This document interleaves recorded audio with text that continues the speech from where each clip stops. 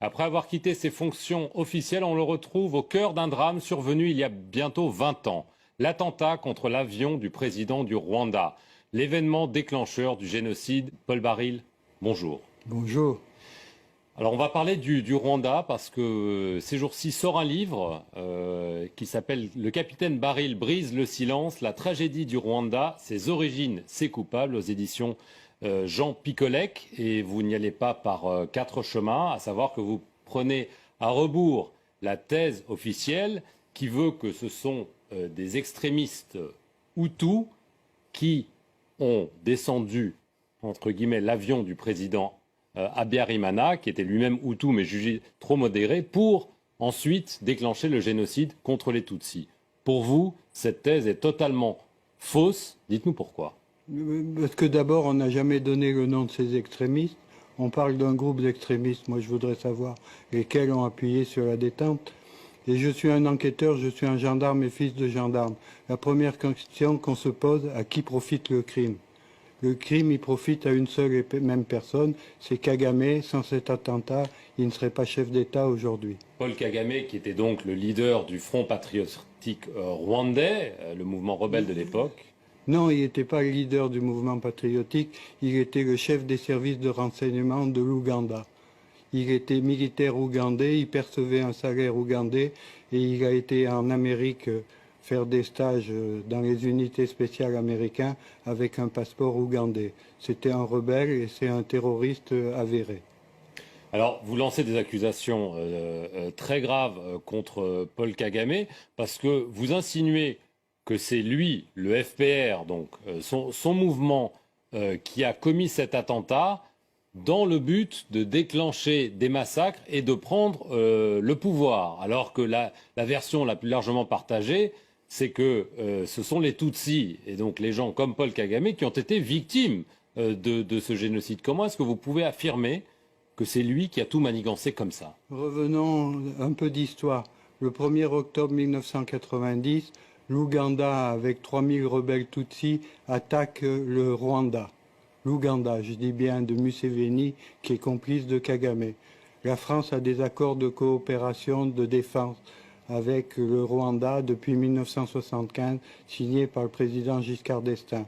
Le président Mitterrand apporte le soutien et l'aide au Rwanda et on combat les rebelles ougandais et les gens du FPR. Nous sommes en 1990. Il y a 4 ans de guerre jusqu'à ce que l'avion soit détruit par un attentat terroriste. Dans cet avion, il y a 2 chefs d'État en fonction, plus l'ensemble du gouvernement du Rwanda. C'est le déclencheur et c'est le point que Kagame s'appuie pour laisser massacrer les Tutsis de l'intérieur, c'est-à-dire ceux qui sont restés au Rwanda, qui sont considérés par Paul Kagame comme des collaborateurs. Ça n'a rien à voir avec les Tutsis de l'extérieur.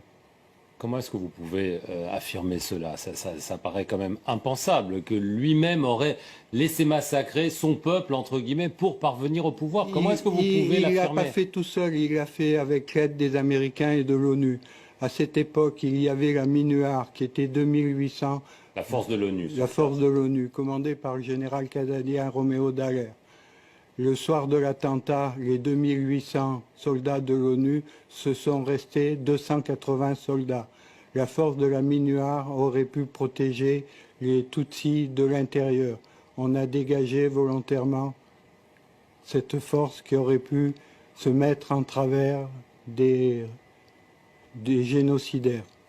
Mais alors, vous affirmez ces liens entre Paul Kagame et la CIA. Vous laissez même entendre que la CIA était parfaitement au courant des agissements, y compris donc de cet attentat qu'il aurait organisé. Ce sont des accusations très très graves que vous portez. En 1994, encore le sang coule encore à Kigali. Au mois de juillet, Kagame décore ses amis américains de la CIA. Je donne les noms dans le livre, je donne les dates, etc. En 1994, au mois de juillet. Il les décore et il les remercie de leur aide et de leur soutien. Est-ce que ça veut dire que la CIA est impliquée dans cet attentat? Ils sont impliqués dans le plan global de chasser les francophones de la zone des Grands Lacs. Pas seulement du Rwanda, mais également des autres pays voisins. Il faut savoir que la CIA avait un ami et un complice qui est le président Museveni. Il a été choisi parce qu'il faisait barrage à l'islamisme venant du Soudan, de Hassan el-Tourabi et de Omar el-Béchir. J'étais en mission pour le président Abiramana et pour la France, au même titre que les 3 pilotes, copilotes, mécanos, qui ont été abattus. On collaborait pour notre pays. La France était en guerre jusqu'aux accords d'Arusha, qui sont le travail de la France et du président Mitterrand. Les accords d'Arusha que Kagame avait acceptés, qu'il a refusé de suivre en faisant l'attentat de l'avion. Il avait le prétexte pour intervenir militairement. Et concernant, je faisais partie du même dispositif que le pilote, que copilote et le mécano qui appartenait à une société civile qui s'appelait la SATIF. C'était pour le travail de la France, de notre pays.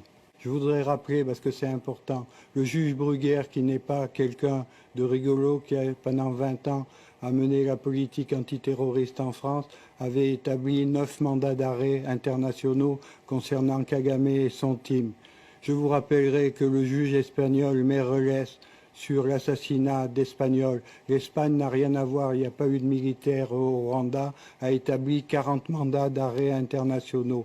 Quand on superpose ces 2 listes, il y a 5 noms qui ressortent, l'état-major de Kagame et Kagame lui-même. Je suis le dernier survivant de l'équipe qui accuse Paul Kagame. Et Paul Kagame, je l'ai connu, on a mangé ensemble et il me demandait une télécommande. Vous le racontez d'ailleurs. Il me demandait une télécommande à distance pour assassiner le président Abiramana. Et je voudrais vous faire remarquer une chose. Pourquoi je suis au centre de ce dossier? Parce que je suis le seul à avoir poussé la justice à ouvrir une information. C'est moi qui ai fait déposer les plaintes. Sans le capitaine Baril, aujourd'hui, il n'y aurait pas de dossier ouvert. Et je rappellerai qu'il y a eu l'équipage d'assassiner le pilote, le copilote et le mécano, mais le lendemain, il y a eu 2 gendarmes qui étaient des coopérants et l'épouse d'un gendarme qui a été assassiné. L'instruction n'a pas déterminé quels sont les assassins, il n'y a pas eu de procès, et moi, ce que je demande, c'est que les parties civiles et les familles aient enfin la vérité et que les coupables soient arrêtés et châtiés. Très bien, écoutez Paul Baril, merci beaucoup de nous avoir livré vos vérités. Vous pourrez les lire dans cet ouvrage à paraître très bientôt. Merci à vous d'avoir regardé cet entretien sur notre antenne. Restez-y pour plus d'informations.